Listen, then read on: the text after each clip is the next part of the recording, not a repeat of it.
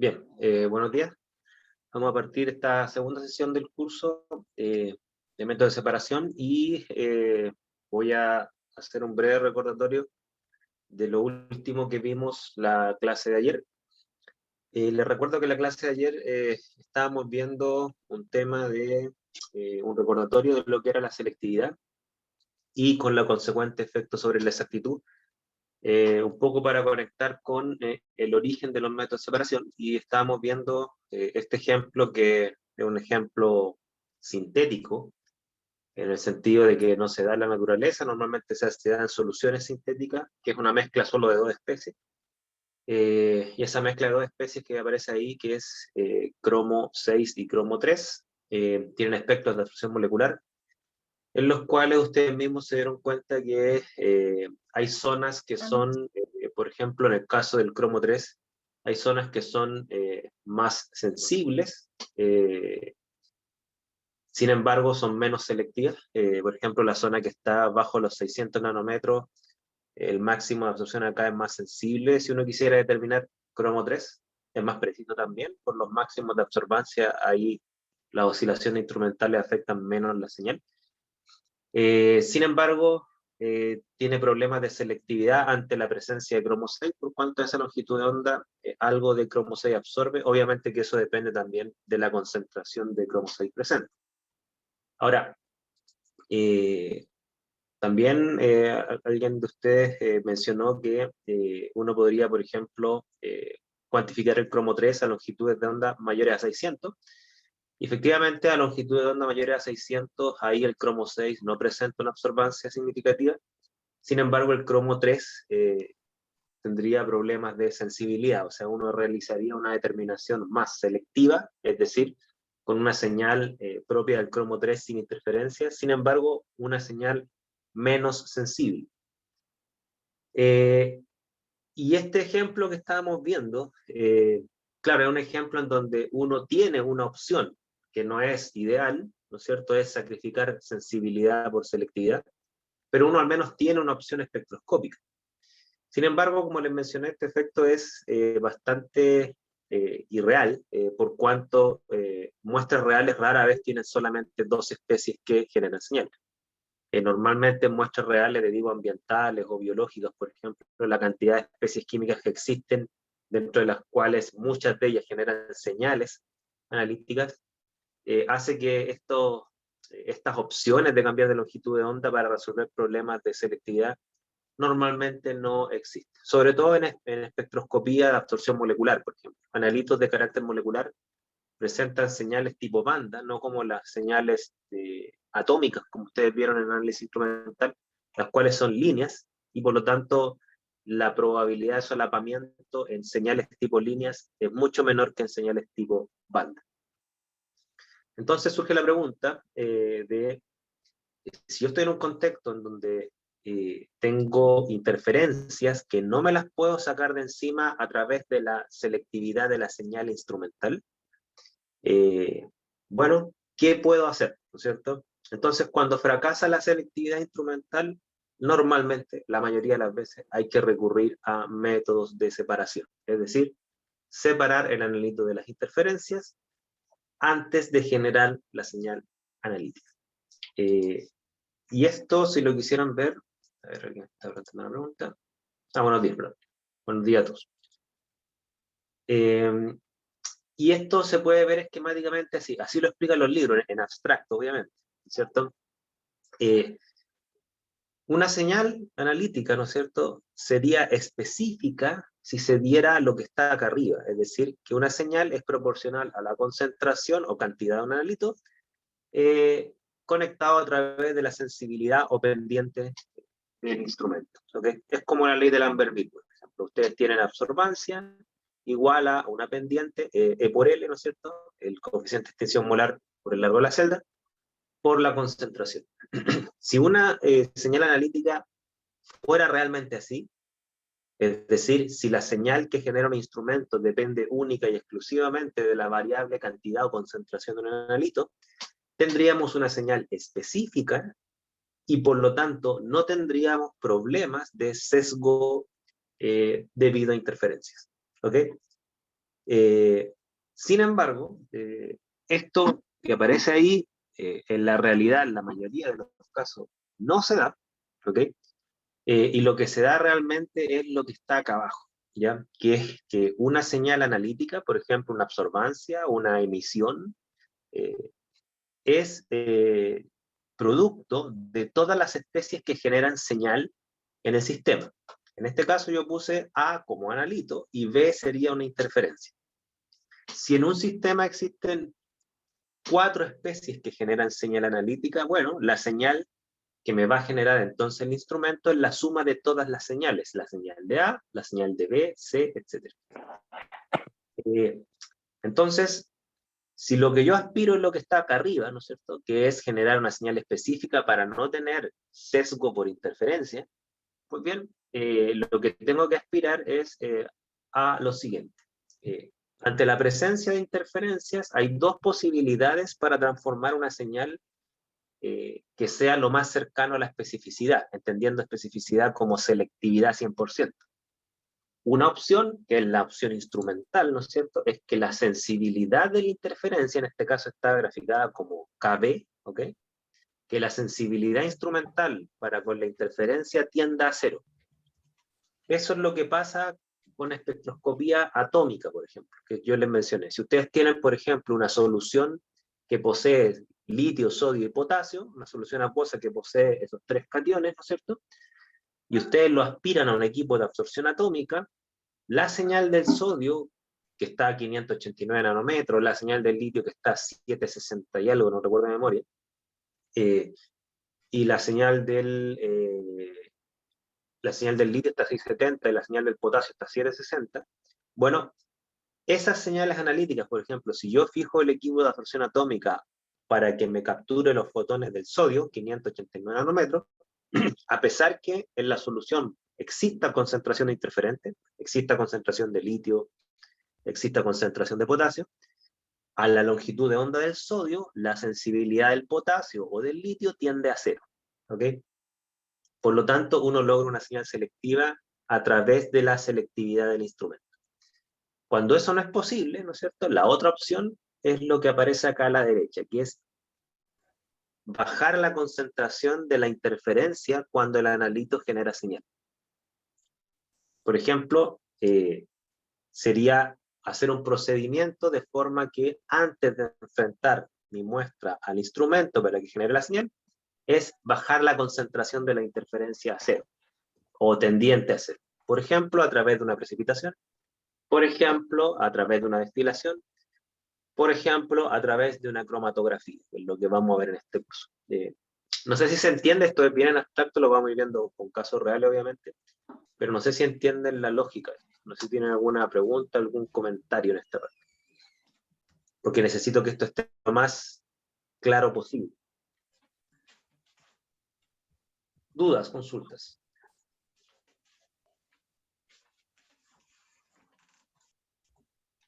¿No? Profe, buen día. ¿Muy bien? Estamos hablando de que para poder tener mayor selectividad hay que tener una mejor sensibilidad del instrumento y o bajar la concentración del interferente en rangos generales. Claro, pero cuando hablamos de mejor sensibilidad nos referimos a 2 posibilidades. Una opción, ¿no es cierto?, es que la sensibilidad de mi analito, ¿no es cierto?, esté muy por sobre la sensibilidad de mi interferencia. Por ejemplo, si yo tengo una solución de 1 ppm, mi analito me genera una señal de 1000, y yo tengo un ppm de la solución de mi interferencia y esa señal sea bajísima, 0,1, 0,001. Entonces, si la sensibilidad de mi interferencia tiende a 0, y entendiendo que la sensibilidad de mi analito es muy alta, ¿no es cierto?, ahí tú logras una señal selectiva, no específica. Específica sería que el término de la derecha es 0. Nunca es 0 en estricto rigor, siempre tiende a 0. Y hay 2 formas de hacer lo que tiende a 0, como les decía. Una es que la sensibilidad de mi instrumento para con mi interferencia, o mis interferencias, varias, tienda a 0. ¿Okay? A eso nos referimos con la selectividad instrumental. Si un equipo es suficientemente selectivo a nivel instrumental, yo no necesito un método de separación. ¿Okay? Sin embargo, si eso falla, si yo no puedo lograr una señal selectiva a través de la selectividad de mi instrumento, de mi detector, por ejemplo, tengo que recurrir entonces a lograr una señal selectiva bajando la concentración de mi interferencia, haciendo atender a cero. Es un poco la idea. Y como yo les decía, el ideal de selectividad instrumental existe más o menos en las técnicas de espectroscopía atómica. Entendamos ICP óptico, absorción atómica en todas sus modalidades, también ICP masa, que tenemos un análisis elemental, ¿no es cierto? Pero la mayoría de los analitos no son elementos, son compuestos. A nivel microscópico son moléculas, ¿ya? Hay elementos, hay naturales 90, ¿ya? Moléculas de interés hay millones. Entonces, claro, la mayoría de las aplicaciones no tiene instrumentos suficientemente selectivos para no requerir un método de separación. Por eso yo siempre digo, medio en broma, medio en serio, que lo que se enseña en análisis instrumental, digamos que una mentira blanca. Ya uno habla de curvas de calibrado, control de calidad, ¿no es cierto?, para lograr resultados confiables, etcétera. Pero en estricto rigor, eso solo con instrumentos, en la gran mayoría de los casos, no se consigue. Se requieren separación.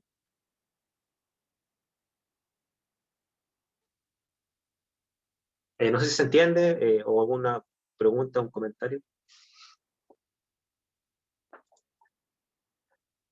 Okay. Nicolás, ¿se entiende? Piensen ustedes, les pongo un caso, así, es como para que lo piensen en general, obviamente vamos a ver detalles. Piensen ustedes que si yo quisiera hacer un test de doping, ¿no es cierto? Y quisiera, supongan que ustedes son deportistas profesionales y obviamente hay que controlar que no se estén drogando para que compitan justamente, ¿no es cierto? Piensen ustedes la cantidad de sustancias químicas que hay mezcladas en la sangre de una persona que se dopa, que por ejemplo consume un esteroide, ¿okay? Y le va a quedar ese esteroide circulando, ¿no es cierto?, por unas cuantas horas, si no unos cuantos días.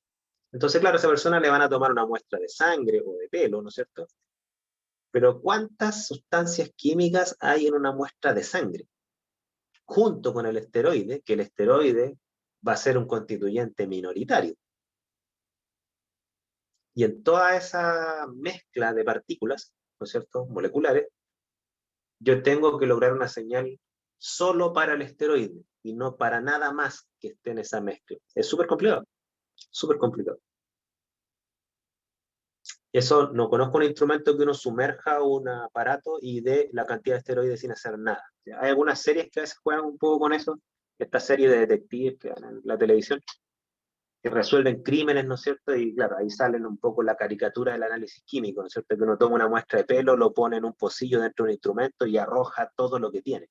Eso no existe. Ojalá existiera. Bueno, yo me quedaría sin trabajo, pero ojalá existiera por el bien de la humanidad. ¿Bien? O sea, el día que exista un instrumento universal y selectivo, o sea, que determine todo y con señales selectivas, bueno, la química analítica como disciplina científica no tendría razón de ser porque no hay problemas que resolver. Catalina dice, profe, pero ¿cómo saben en qué analito buscar? Ah, ya, claro. Lo que pasa es que hay un autor español que se llama Miguel Valcárcel, que a ver si entiendo bien la pregunta, Catalina. Catalina dice, ¿cómo saben en qué analito buscar? Si hacen esa prueba no es muy amplia. Ya, claro, tú haces dos preguntas ahí. Como les comentaba, hay un autor español que se llama Miguel Valcárcel y, mire, no sé si lo voy a parafrasear textual, pero él decía que finalmente la química analítica, más que abordar problemas propios de la química analítica, lo que aborda son problemas sociales. O sea, en el fondo es la sociedad la que demanda métodos analíticos. No es que los químicos analíticos nos levantamos con ganas de determinar cosas.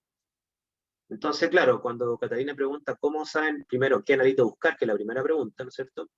Es porque hay una demanda social. En este caso, provendría de la bioquímica y la medicina deportiva, ¿no es cierto? Que ellos saben de antemano que hay sustancias que aumentan ilícitamente el rendimiento deportivo. Y por lo tanto, el químico analítico no es el químico analítico el que decide qué analito buscar. Es el cliente que demanda un método para determinar una sustancia química determinada. O sea, eso no lo decide el químico analítico. ¿Ya? Viene un comité deportivo diciendo, químicos analíticos, necesitamos un método para determinar este esteroide o estos esteroides, ¿no es cierto?, a este nivel de concentración. O sea, eso no lo decide el químico analítico. Eso es muy importante y no sé si respondo a esa primera pregunta, Catalina. ¿Ya? En el fondo son las otras disciplinas las que le dicen a la química analítica qué determinar y dónde y a qué nivel de concentración. ¿Okay? Ahora, respecto a que la prueba no es muy amplia, creo entender también ese comentario. Claro, es cierto que, por ejemplo, viene un comité deportivo y te dice a ti, mira, quiero que determines estos esteroides porque nosotros tenemos en nuestras normas deportivas, los tenemos prohibidos. ¿Ok? Ahora, obviamente que esos esteroides van a ser un grupo acotado, supongamos que son una familia de 10 esteroides, ¿ok? Bueno, toda prueba analítica, toda determinación analítica, ¿no es cierto? Siempre se hace con un objetivo analítico determinado, una familia de analitos, ¿ok? A nivel deportivo es cierto que se hace una especie de competencia entre las ciencias deportivas y la ciencia analítica. ¿Cuál es esa competencia? Que si hay 10 esteroides oficialmente prohibidos por el Comité Olímpico, está ya demostrado que existen países que lo que hacen para hacer trampa, ¿no es cierto?, es que sintetizan nuevos esteroides que no están en esa lista. De forma que sí se ha demostrado que hay atletas que se dopan con esteroides nuevos, que no están en la lista de los esteroides prohibidos y que los metaanalíticos tampoco los detectan porque se construyen de tal forma de detectar solo esa familia, ¿no es cierto? Y bueno, como dicen los españoles, zafan, ¿no es cierto? Es decir, se salen con la suya, se dopan, cumplen la ley, porque no están utilizando ningún esteroide prohibido, ¿ok? Son esteroides nuevos. Ahora, lo que sí es cierto es que los métodos analíticos cada vez son más amplios, o sea, van abordando cada vez más analitos y a concentraciones más bajas, entonces cada vez es más difícil que a través de la química orgánica se sinteticen nuevas sustancias dopantes que no detecten los metaanalíticos. Eso es cierto, ¿ya? A pesar que a nivel deportivo se han inventado otras formas de dopaje no químico, ¿ya? No sé si hay más preguntas, consultas. Hay hartos casos bien interesantes que los podemos discutir o los pueden ustedes tocar como parte de la tercera evaluación. Dudas, consultas, por favor.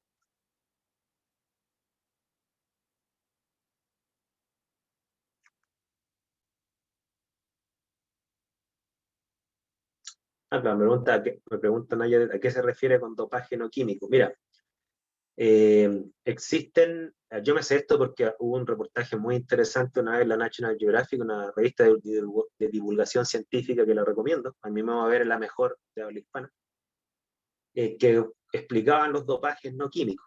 Por ejemplo, una forma de dopaje no químico es a través de transfusiones de sangre. A los atletas se les saca sangre, esa sangre se trata de forma biológica para que concentre glóbulos rojos, por ejemplo, y después se le vuelve a inyectar. Entonces esa persona tiene un conteo de glóbulos rojos artificialmente más alto que una persona normal. Y obviamente, como los glóbulos rojos tengo entendido que son los que transportan el oxígeno, eso le da ventaja deportiva, ¿ya? Ese es un dopaje no químico, ¿ok? Hay otros métodos donde, no sé si considerarlo dopaje, pero yo considero que sí es artificial, que hay atletas que los mandan a entrenar dentro de una cámara, creo que se llama hiperbárica, algo así. Es una cámara que tiene la presión y la concentración de oxígeno en ella controlada. Le bajan el contenido de oxígeno para que el cuerpo comience a responder liberando más glóbulos rojos, por ejemplo. No sé si los futbolistas chilenos al menos harán eso, no tengo idea, ¿ya? Pero de que existen esas formas artificiales de aumentar tu rendimiento deportivo no químicas, sí hay un montón, ¿ok? De hecho, hoy en día también está todo este debate, y lo están controlando. Bueno, este es un tema bien controversial, yo lo voy a describir, porque no se vayan a enojar quienes tengan sensibilidad en este tema. Pero también hay un debate bien grande con el tema de los niveles hormonales, ¿ya? Porque una cosa es que a uno le inyecten esteroides, ¿no es cierto? Y otra cosa es que por razones sociales o biológicas uno tenga niveles hormonales anómalos para el sexo biológico que tiene, ¿ya? Y eso también ha generado muchas controversias, sobre todo con todo este tema que hay de las nuevas leyes transgénero, ¿no es cierto? Donde, claro, personas que nacen, bueno, se ha dado más en este caso, de personas que nacen biológicamente hombres, pero se identifican como mujer, ¿no es cierto? Incluso muchas de estas personas se someten a procedimientos quirúrgicos de transformación, ¿no es cierto? Pero sus niveles de, creo que, de testosterona igual quedan por sobre los niveles de testosterona que tienen normalmente las personas que nacen mujeres biológicamente hablando. Entonces, claro, ahí hay todo un debate, ¿no es cierto?, de cómo se integran a las personas transgénero que quieran competir, por ejemplo, persona que nació biológicamente hombre, que se identifica como mujer, cómo se le integra a las competencias deportivas profesionales, porque el lío es el profesionalismo, para que no tenga una ventaja deportiva que vuelva a la competencia injusta, ¿no es cierto? Ahora, ¿se considera eso dopaje o no? No lo sé, pero de que es una forma que no se da naturalmente, sino que se da entre un proceso quirúrgico y social, ¿no es cierto? Ahí también hay todo un debate al respecto, ¿ya? Y de hecho se han dado casos de personas que ni siquiera son transgénero, sino que son personas que nacen con una condición media andrógena, ¿no es cierto? Está la atleta, no me acuerdo cuál es el nombre de ella, pero se llama, el apellido es Semenova, que ella nació, tengo entendido que es biológicamente mujer, pero tiene una especie de hiperexpresión de testosterona, y lo cuantificaron, ¿ya? Entonces es una condición de nacimiento. También está la discusión si es una competencia justa. Bueno, hay todo un debate.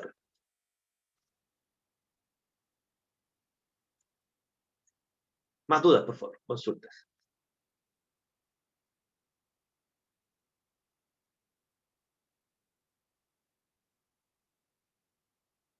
Bueno, a mí el tema del deporte me gusta mucho porque yo fui seleccionado deportivo en mi juventud. PUCD, PUCD.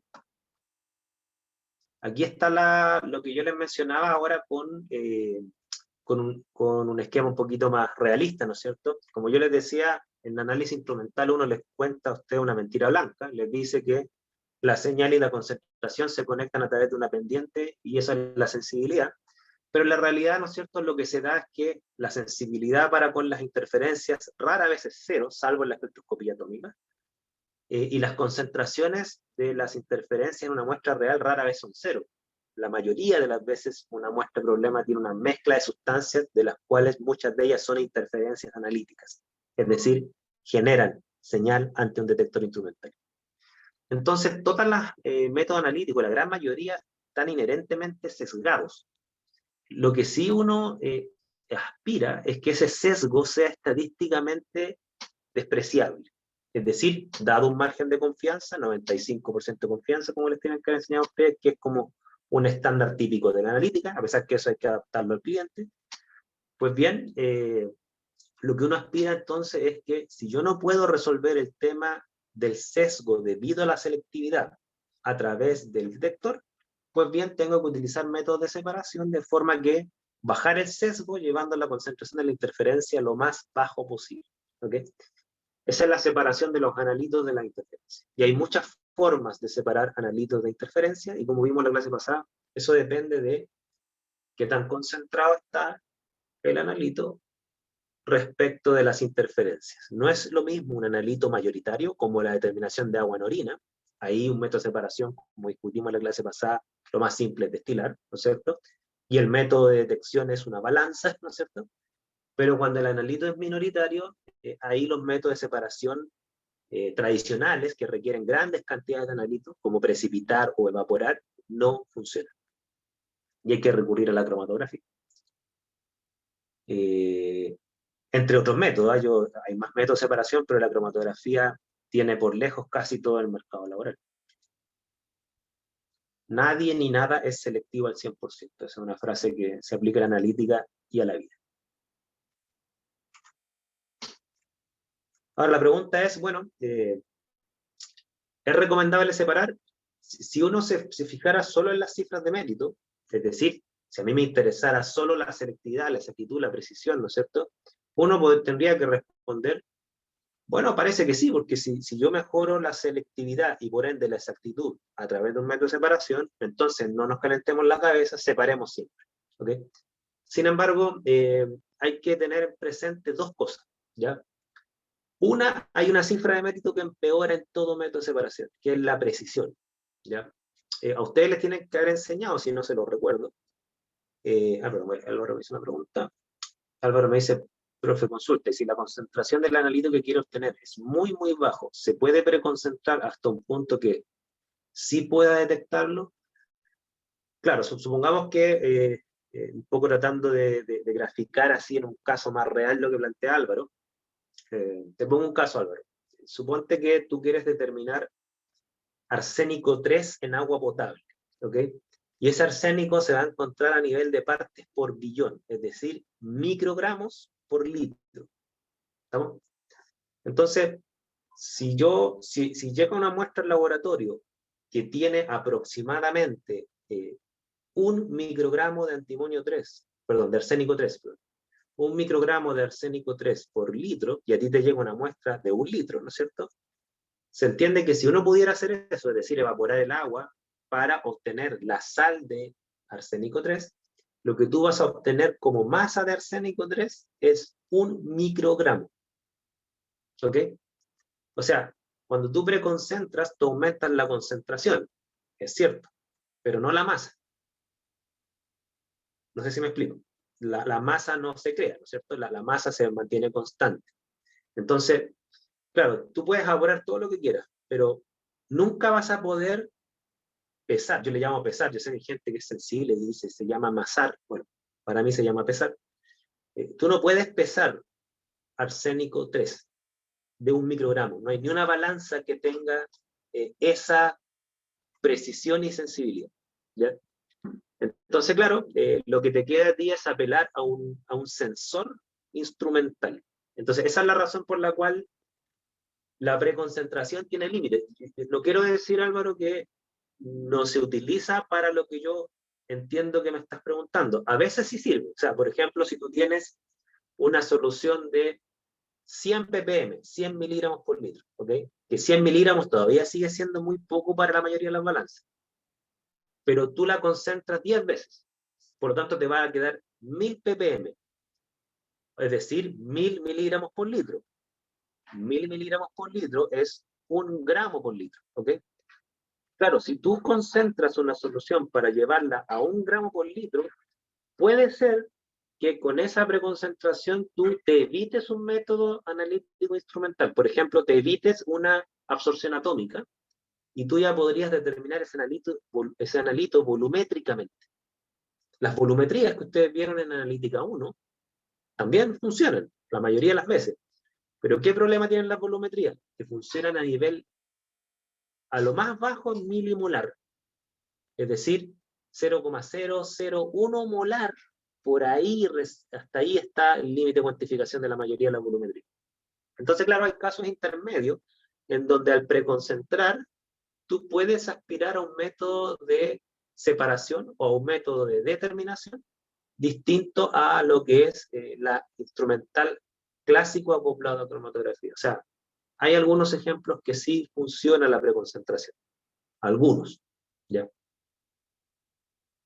Entonces, claro, yo pongo aquí los extremos, analitos mayoritarios, así como de porcentaje masa-masa, gramos por litro, analitos minoritarios, ppb. Obviamente que hay una graduación entre medio en donde las preconcentraciones ayudan bastante. Y como les decía, separar no siempre es deseable, por cuanto a ustedes les tienen que haber enseñado que mientras más etapas tiene un método analítico, más impreciso se vuelve, porque cada etapa analítica tiene una imprecisión. El registro de la masa, la pesada en una balanza, ¿no es cierto?, tiene un más menos, el más menos de la balanza. Aforar tiene un más menos, el más menos del aforo, una precisión, ¿okay? Una desviación estándar que al cuadrado le llamamos varianza, ¿okay? La curva de calibrado en el instrumento tiene una precisión. A ustedes les tienen que haber enseñado cómo determinar la precisión en una curva de calibrado.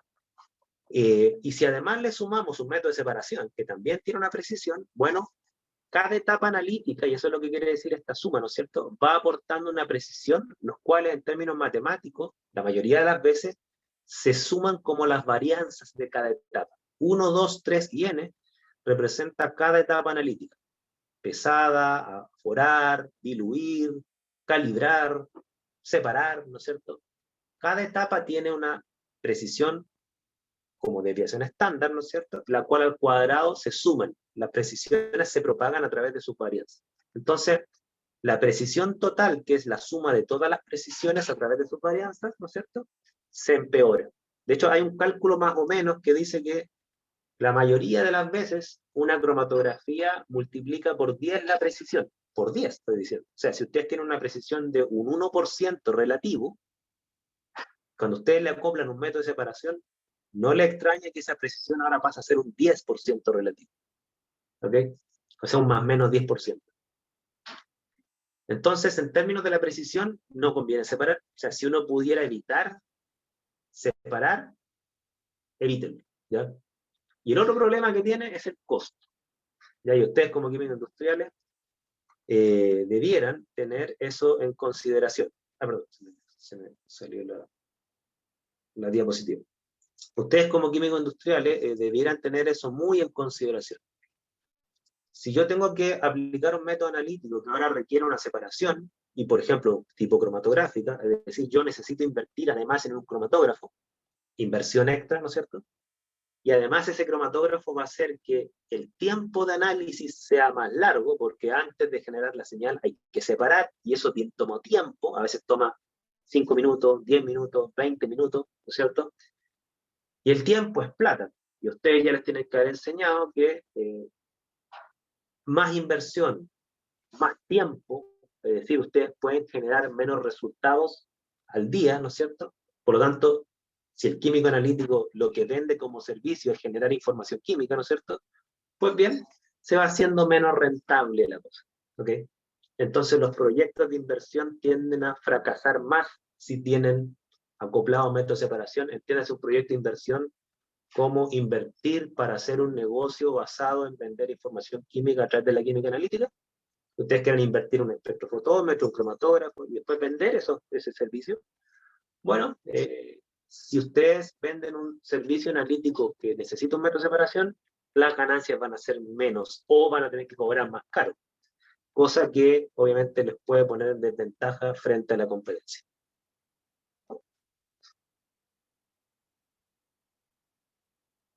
Eso, no sé si se entiende la lógica. Entonces, ojalá nunca tengan que separar. Ojalá. Sin embargo, la probabilidad de que eso pase es muy, muy baja. La vida no es perfecta. ¿Ya?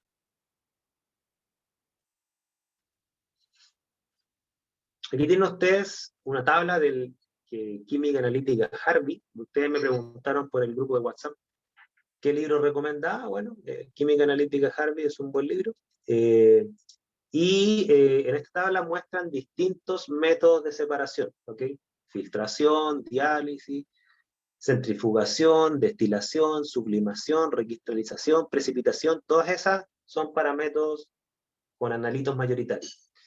Cromatografía de exclusión, no. Electrodeposición, bueno, sí, para algunos elementos se pueden electrodepositar algunos analitos sobre electrodo, es cierto.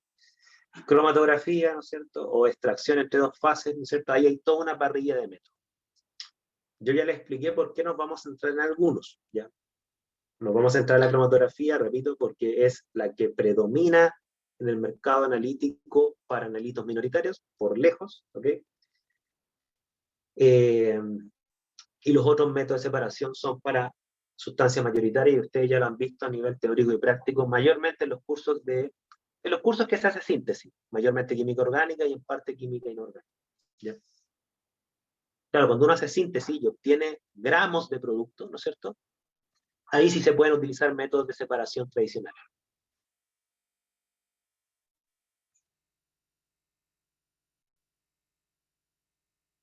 Eso está un poco... No, voy a dejarlo hasta ahí. Hasta ahí. ¿Dudas, consultas? Antes de empezar ya de lleno en un método de separación.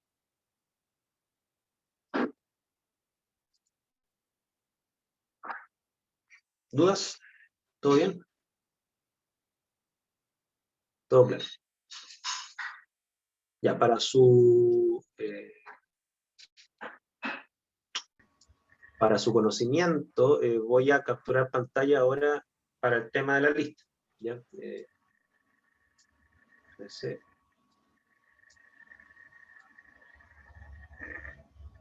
Un segundo.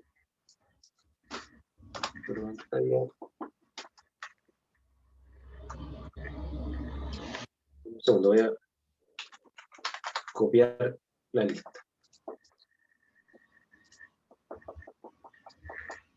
Me falta una persona.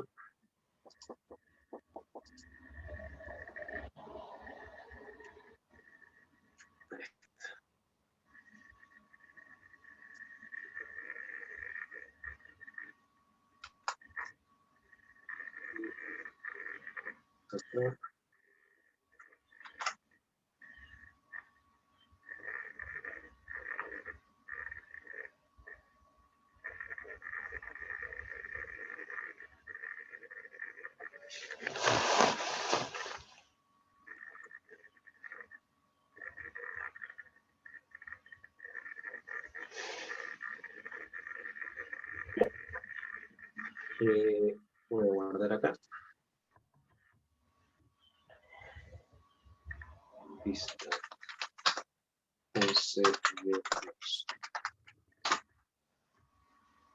Bien, ahora sí. Bien, entonces vamos a partir ahora con un método de separación. Deme un segundo. No sé si la ven ahí. Vamos a partir con un método de separación que se llama extracción líquido-líquido, que ustedes ya la conocen.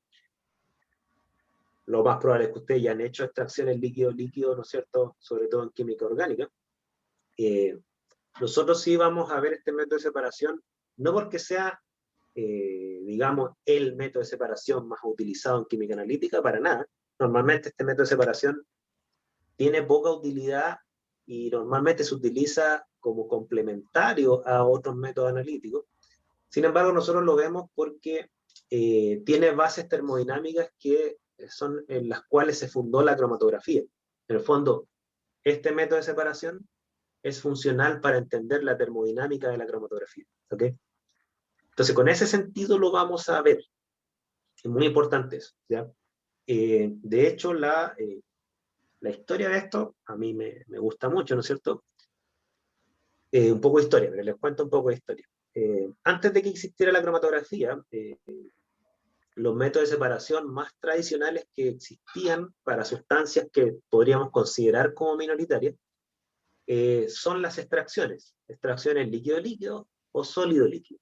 Y de hecho el tipo que inventó la cromatografía está ahí, Sweat, que él no era químico, él era botánico. Y él trabajaba con extractos de plantas. Y póngase usted en el contexto de la época, ¿no es cierto? Creo que esto fue a fines de 1800, si no me falla. Era una época donde no existían los detectores instrumentales. Entonces, las personas que trabajaban en laboratorio y que querían determinar sustancias químicas o identificarlas de alguna forma, normalmente se basaba en propiedades físicas, ¿no es cierto?, como el punto de fusión, el color, ¿no es cierto? Y desde ese punto de vista, Sweat, él hacía extractos de plantas, y él sabía que los extractos de plantas no eran una sustancia la que se extraía, sino que era una mezcla. ¿Y por qué él sabía que era una mezcla? Porque los colores que se obtenían de los extractos no eran colores primarios, ¿ok? No era, no sé, pues, los colores primarios creo que el amarillo, el azul, el rojo, ¿no es cierto? No eran colores primarios, eran colores secundarios, que son mezclas de colores primarios. Entonces tenían extractos medio café, medio negro. Entonces, él lo que quería era identificar las sustancias que estaban en los extractos de las plantas. No sé si se entiende la idea.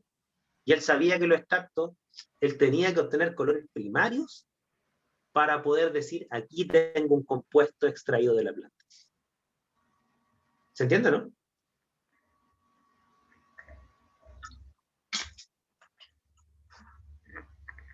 Ok. De hecho, bueno, esto lo saqué de un paper como que cuenta la historia de Sweat. Bueno, ahí está Sweat, jovencito, ¿no es cierto? 1896, ya ven que no estoy tan perdido con la fecha. Eh, ahí está Sweat, jovencito, yo creo que hasta creo que es más joven que usted. ¿Ya? Y este es el esquema que aplicaba Sweat. Se lo explico brevemente, está lleno de flechas, pero hay algunas flechas que son bien ilustrativas. Esta es la solución del pigmento que se llama, el primer extracto de la planta. ¿Ok? Aquí está la mezcla inicial.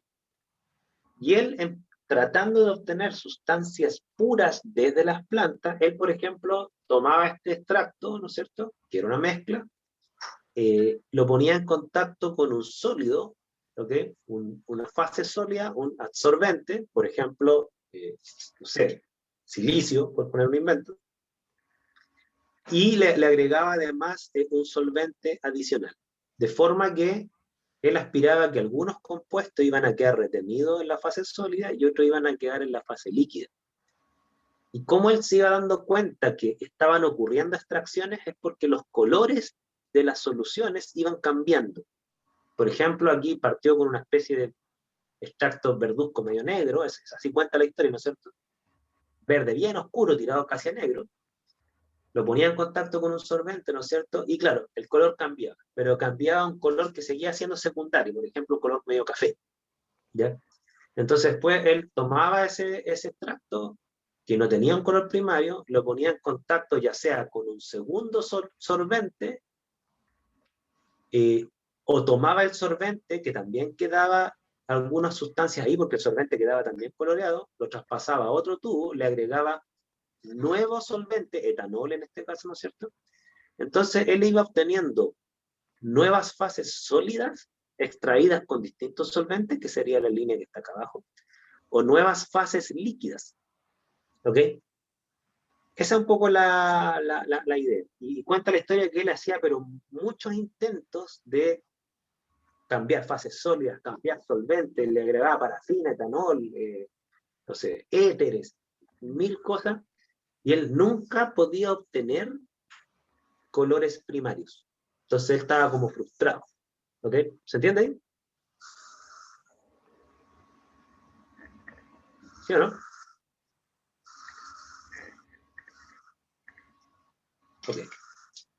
Ahora, ¿dónde vino como por así decirlo, el descubrimiento de él? A pesar que quizás en este contexto la palabra descubrimiento creo que no es la más adecuada, pero es que él, viendo que su método de separación vía extracciones sólido-líquido o líquido-líquido estaba fracasando, por ejemplo, aquí hay una extracción líquido-líquido, ¿no es cierto? Estaba fracasando, ¿no es cierto? ¿Qué es lo que hace? Cambia el método de separación. Y él pone en un tubo, aquí hay un tubo, ¿no es cierto? A un tubo le echa literalmente tierra. Ahora entendamos tierra, una tierra más o menos purificada, ¿no es cierto? Que se llama tierra de diatomea, que mayoritariamente es carbonato de calcio. Entonces él agrega un tubo, le echa tierra y él agrega el extracto sobre ese tubo que está lleno de tierra, de carbonato de calcio. Y aquí están, yo no sé si estas son palabras textuales, pero está en un paper que cuenta la historia de él, así que me imagino que no habrán inventado esta frase, ¿no es cierto? Aquí dice, como rayos de luz en el espectro, los diferentes componentes de la mezcla del pigmento obedecen una ley. Están resueltos en en la columna de carbonato de calcio y luego pueden ser cualitativa y cuantitativamente determinados. O sea, él dio el arco iris. ¿Sí? Yo llamo a tal preparación un cromatograma y al método correspondiente un método cromatográfico. ¿Okay? Claro, el cromatograma, creo que la onomatopeya de esto es como la escritura de los colores, algo por el estilo, ¿no es cierto? Entonces, él logró, no solamente logró separar compuestos porque se veían los colores primarios ahí, sino que además lo hizo en muy poco tiempo. O sea, todos los procedimientos anteriores era súper tedioso, agregar un solvente, extraer, separar, filtrar, traspasar la fase a otro tubo, poner un nuevo solvente. Era un procedimiento súper largo que tomaba horas, ¿no es cierto? En cambio este era llenarlo con tierra, echarle extracto y percolaba, nosotros le vamos a llamar eluida, esa es la palabra, es el verbo que vamos a utilizar, eluir, y la separación ocurría en segundos. Entonces, a él le impresionó mucho este método porque era mejor y más rápido. ¿Ok? Y surgió la cromatografía. O sea, la cromatografía se la demos un biólogo, literalmente. Aunque en esa época la separación de las disciplinas no era tan clara como ahora. Como, o sea, como había menos conocimiento acumulado, un científico era como que le hacía todo. ¿Sí? Le hacía la química, la física, la biología.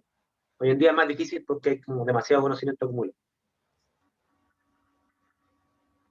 Y bueno, el experimento en SWET hoy en día se hace hasta en docencia, así para colegios. Ya uno pone sílica gel en una columna, un extracto de una planta y lo pasa por la columna y se forma esta separación. ¿Ya? Hay gente que reproduce el experimento SWET, claro que aquí no le salió muy bonito, ¿no? O sea, se ven unos colores, pero no se ven como banditas, que es lo que describía SWET.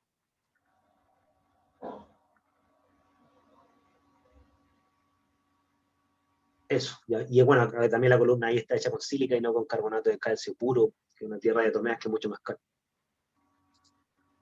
Eh, Ahora, hay tres cosas que yo rescato un poco de la historia de Sweat. La primera es que él no llegó e hizo solamente este tema de que agregó un extracto y vio cómo dio los colores. Ese fue su primer triunfo, pero después él empezó a cambiar el solvente, ¿ya? Porque él agregaba el extracto a la tierra de Tomea, la tierra se empapaba con el extracto, pero después para que ocurriera ilusión, entiéndase ilusión, para que estos colores fueran avanzando y saliendo de la columna, porque la idea era no solamente ver los colores, sino que además después ir recuperando los colores individuales en frascos separados. Esa es la idea de él.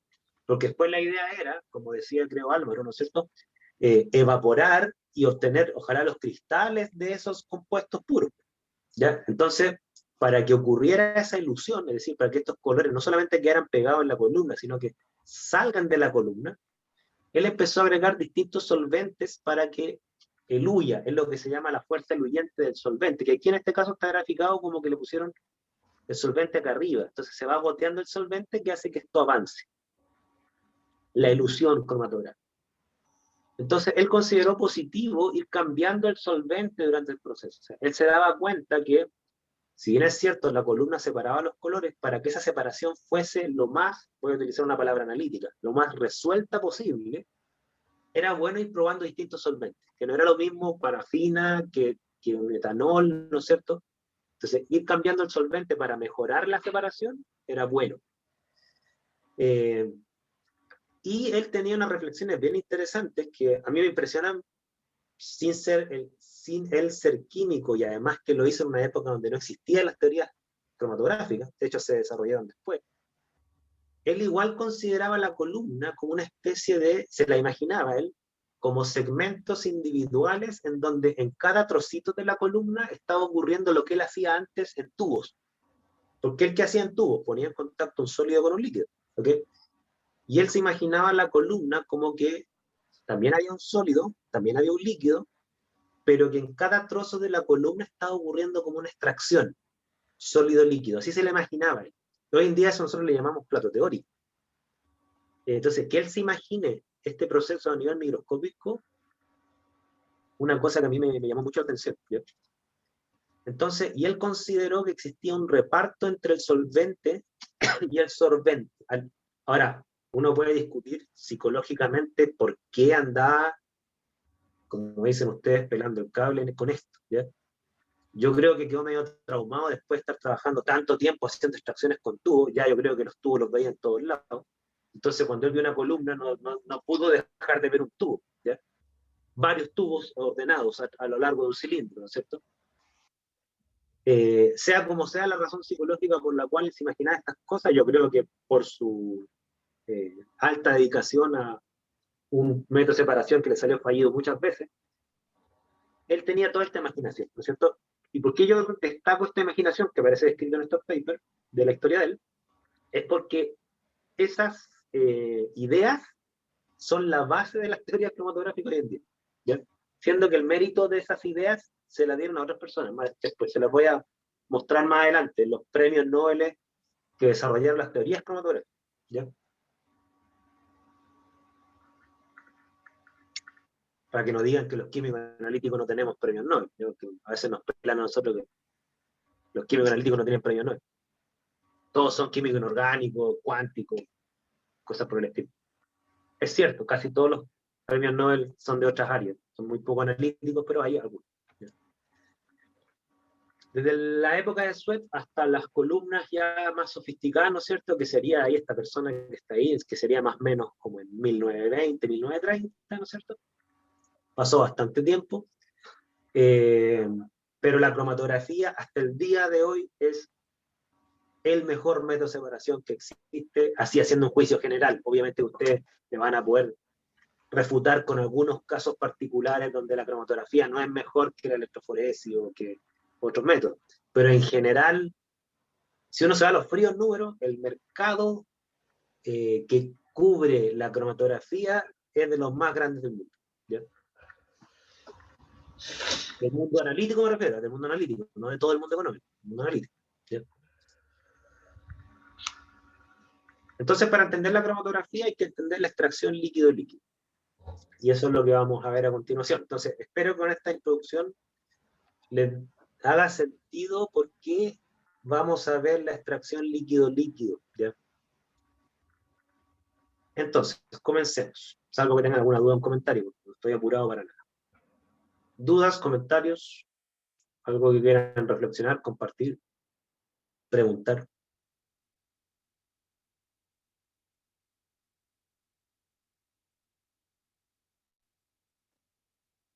Ok.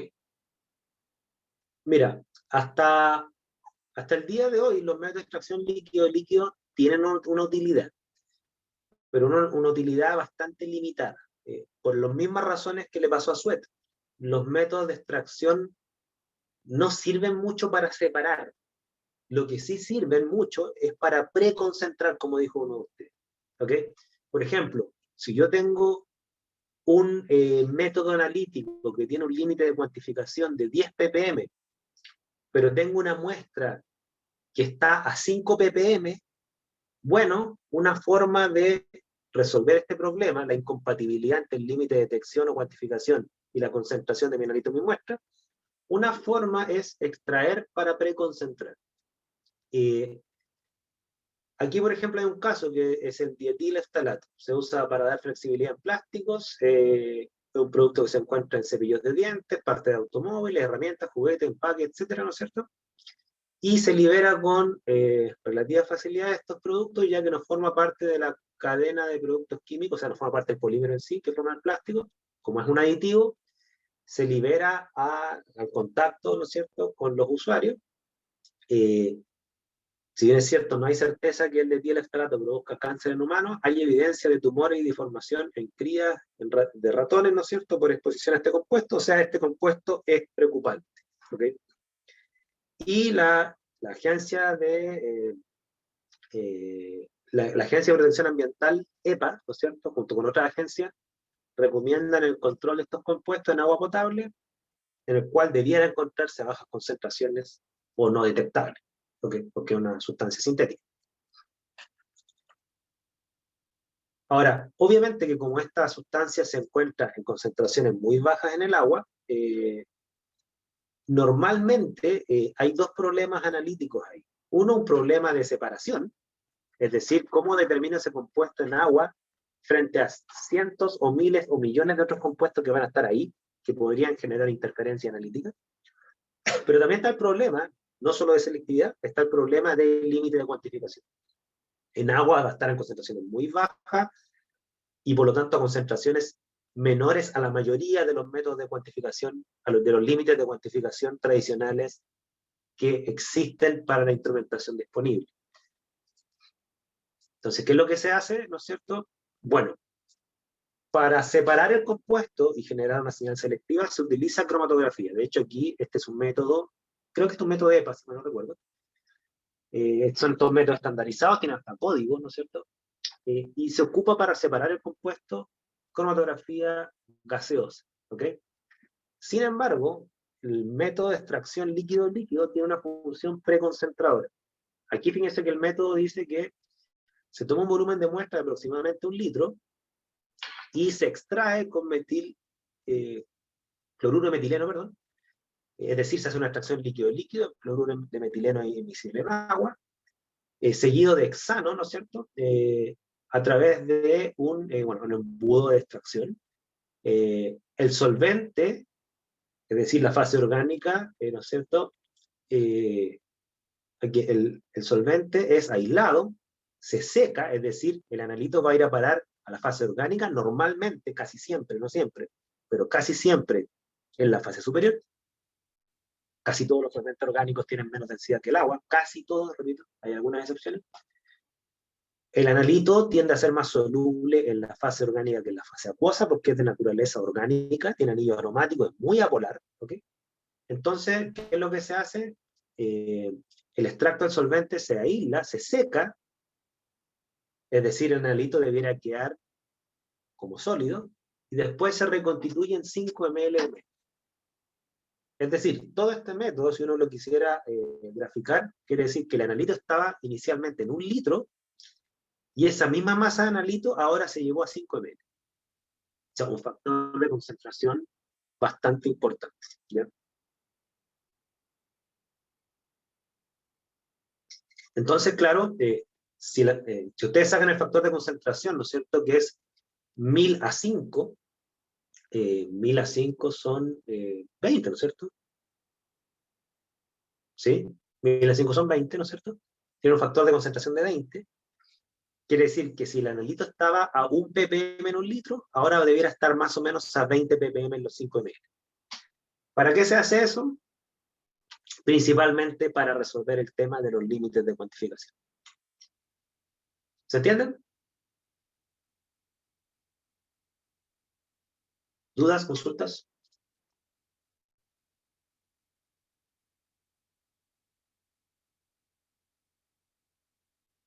Entonces, lo último, ya. Repito lo último. Realizando esta extracción líquido-líquido, yo logro que mi analito, que estaba en 1 litro, ¿no es cierto? Esa misma masa de analito que estaba en la muestra original en 1 litro, ahora esa misma masa de analito terminó en 5 ml de solución. Si uno hace el factor de concentración, quiere decir que yo partí con 1000 ml y esa misma masa de analito terminó en 5 ml. La proporción en volumen es 20, es 1 a 20, ¿ok? Entonces, ¿qué es lo que gana uno con eso? Que dado que la masa no se destruye, ¿no es cierto?, se preserva, ¿ok? Quiere decir que si yo le pusiera valores a esto, si yo tuviera 1 ppm, es decir, 1 miligramo por litro, de analito en la muestra original, ese miligramo en el litro ahora va a estar en 5 ml, o sea, voy a tener un miligramo en 5 ml. Por lo tanto, ya no van a ser 1 ppm en estos 5 ml finales, van a ser 20 ppm. O sea, logré concentrar el analito antes de generar la señal analítica.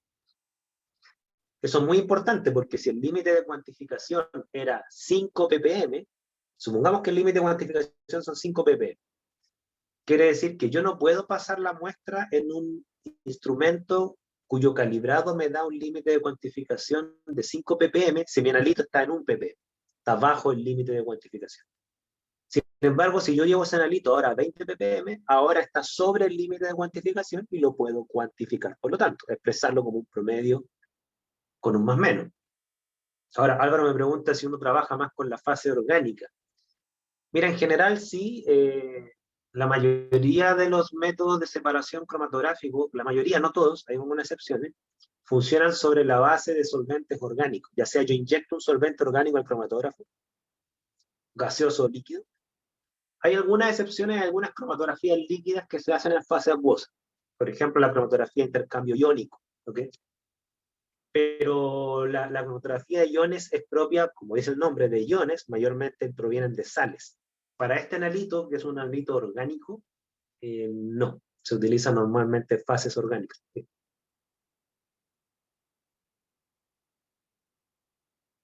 Entonces los métodos de extracción tienen, repito, para efectos de nuestro curso, los métodos de extracción tienen dos funciones, los métodos de extracción líquido-líquido. Función número uno, preconcentrar, que es este ejemplo que le estoy mencionando. No tanto separar, sino que preconcentrar. Sin embargo, nosotros vamos a ver también los principios termodinámicos de la extracción líquido-líquido. ¿Por qué? Porque los principios termodinámicos de la extracción líquido-líquido, o sólido-líquido, que también la vamos a ver, nos sirven para entender los principios termodinámicos de la cromatografía.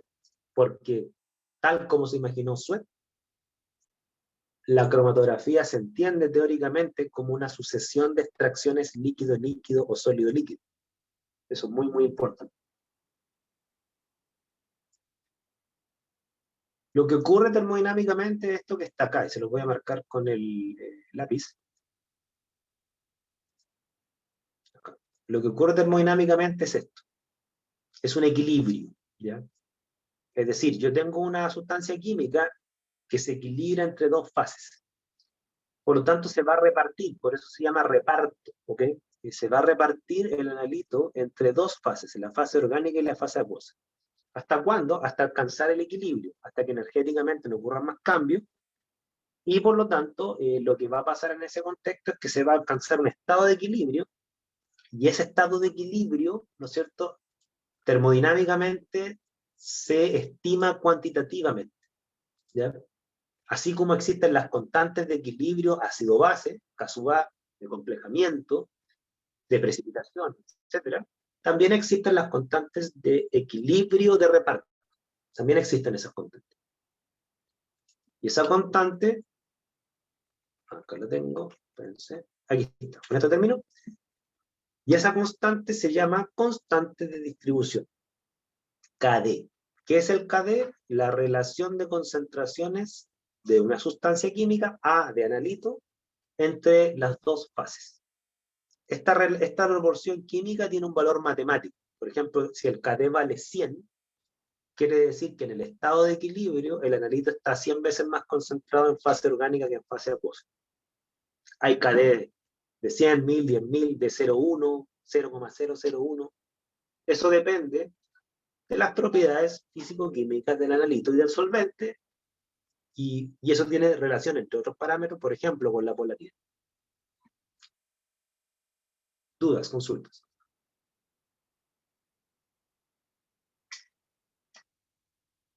Uno puede hacer cálculos predictivos a través de las constantes de equilibrio. Así como ustedes hacían cálculos predictivos en química analítica 1, donde les decían, calcule el pH final si yo mezclo A con B, por ejemplo, y ustedes hacían cálculos si había reacción o no, si quedaba un tampón, una fase débil, lo que uno quiera. Estos cálculos son muy, muy parecidos, y los vamos a ir viendo. Entonces, quiero que se lleven en su mente, vamos a trabajar la constante de distribución termodinámica, tanto para entender el reparto entre dos fases, líquido-líquido, sólido-líquido, como para entender la cromatografía. O sea, la constante de distribución termodinámica se utiliza también en cromatografía. Eso, con eso termino la sesión de hoy. ¿Dudas, consultas? Preguntas. Si mañana hay prelab. No, esta primera semana no hay prelab. Estamos viendo si es que empezamos la semana que viene, porque tenemos que adaptarnos a la contingencia de que, lamentablemente, como hay cuarentena, nosotros lo que queríamos hacer la primera sesión de prelaboratorio es filmar algunas prácticas ante la imposibilidad de ir al laboratorio para hacer las prácticas de extracción líquido-líquido. Nuestra idea hasta la semana pasada era filmar las prácticas. Pero, como ustedes sabrán, Valparaíso entró a fase 1, volvió a fase 1. Cuarentena. Entonces las profesoras del laboratorio no pueden ir al laboratorio. Entonces no podemos hacer prelaboratorio y estamos viendo cómo vamos a aprovechar el prelaboratorio de otra forma, ¿ya? Ahí les vamos a avisar, probablemente hagan prelaboratorio la próxima semana.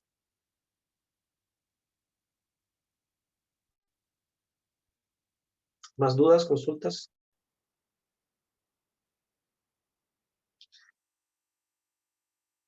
Ah, ya, sí, sí, cualquier persona que no esté en el grupo de WhatsApp, me mandan ya sea por correo su número o que algún compañero suyo me mande el contacto a través del mismo grupo y yo lo integro, ya no hay problema.